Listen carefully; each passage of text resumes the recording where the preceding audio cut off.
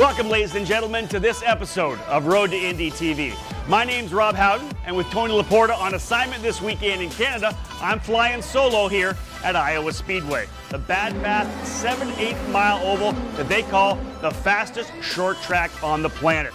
It's been a gorgeous weekend here. Blue skies, temperatures in the mid-80s. Couldn't ask for much more here in corn country. It's only Indy Lights here this weekend, so it was a short but very exciting event. In this episode, I get a chance to do some arm wrestling with Ryan Norman, and I'll also bring you up to speed on everything that's happening right now in the paddock of the Mazda Road to Indy. Welcome to a special edition of Driver versus Tony. It's Driver versus Rob. Tony not able to be here in Iowa with us this weekend, so I'm going to try to pick up the slack. I'm going to go head-to-head with Ryan Norman, Indy Lights driver for Andretti Autosport. The game, arm wrestling. 49-year-old versus 20-year-old. This could get ugly.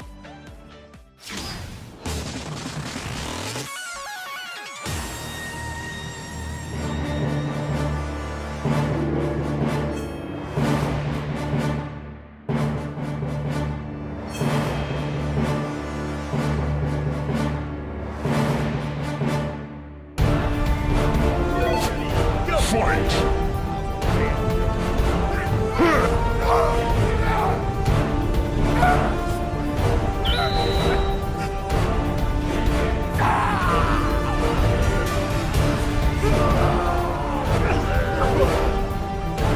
Flawless victory.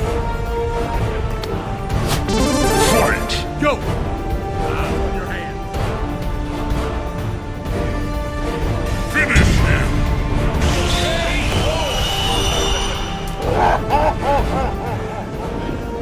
Host beats driver!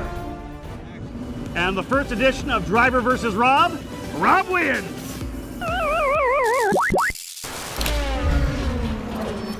The second oval race of the year for the Indy Lights presented by Cooper Tires took the teams to corn country and the ultra-fast Iowa Speedway. At just under a mile in length, the track presented the drivers with one of their most severe challenges of the year. Qualifying for the race was an all-Andretti affair, with the team's 4 drivers locking out the front 2 rows. Pato O'Ward maintained his pace from practice and recorded the fastest 2-lap average speed at 161.669 miles per hour to win the pole position. When the race went green on Sunday morning, O'Ward jumped out to the lead, but all the focus was on Belardi Auto Racing's Santiago Urrutia, who started 5th and quickly moved around the outside of Kellett and Norman to take 3rd on the exit of Turn 2. Santi was not to be denied, knifing to the inside of Herta on the entrance of Turn 3 to take over 2nd. Deeper in the field, Belardi's Aaron Tielitz worked to the low side on more than one occasion to pressure Road America winner Victor Franzoni for 6th, but the Brazilian leveraged Iowa's progressive banking to its very utmost, keeping the American at bay. The battle for 2nd was truly the show, with Herta running different lines trying to find a way past Urrutia. Herta was finally able to make the pass stick with just 6 laps to go, diving to the bottom of the track in Turn 3 to steal away the apex, letting his Andretti Steinbrenner Dallara drift up the exit to block Urrutia's opportunity for an over-under. Once clear, Herta set off to run down O'Ward, but Pato had been controlling the pace and the gap all race long and cruised to a 2.825-second victory, his 4th of the year. Herta's pass on Urrutia limited the damage in the championship standings as O'Ward closed to within 8 points with just 7 races remaining.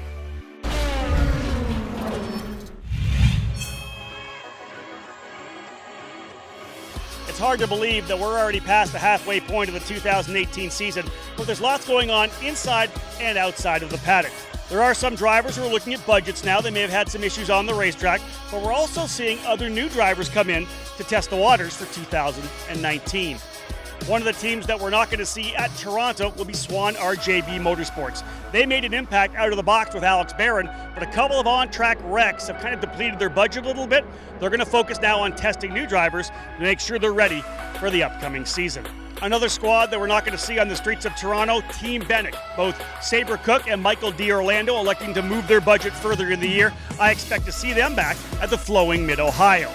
And speaking of drivers that we haven't seen for a while, it's been a year since we've had Moses De Oliveira in the paddock. He's fresh off his F4 NACAM championship. He'll be back with D-Force Racing, but he's going to be running in Pro Mazda. It'll be interesting to see the experience that he's got, how he does in his debut. We'll see that at Mid-Ohio. I think the biggest talk in the paddock really has been about Indy Lights and its future. We've got 7 cars on the grid, but of course 7 very talented drivers. In years past, though, up to 14, 15, 16 racers, and I think everybody knows that we need to get back to those numbers. Everyone within the Anderson Promotions camp, along with their partners, working their tail off right now, trying to put together a program to fuel growth moving into the future. There's a ton of work and planning that have been done behind the scenes. They've been working on an incentive program for new teams to come in for 2019. And I think maybe the biggest news, a contract extension has been signed through 2022 for the chassis, the Dallara, the engine, and the tires. Any new teams wanting to come in know now that they can amortize their equipment over the next number of seasons. I think really, truly, the biggest news, though, I'm hearing in the paddock that we're going to see Carlin racing back in Indy Lights for 2019. When you're talking about teams, having a powerhouse like Carlin come back, as I think we expected, is going to be huge for the series. So that's all the insider news I have from you from Iowa, but I'm sure there'll be a lot more when we head to Toronto.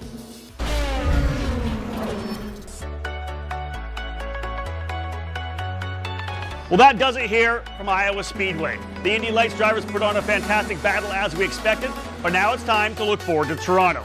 Tony Laporta will join me again north of the border, as will USF 2000 and Pro Mazda. On behalf of everyone at Mazda Road to Indy TV, I'm Rob Howden. We'll see you in TO.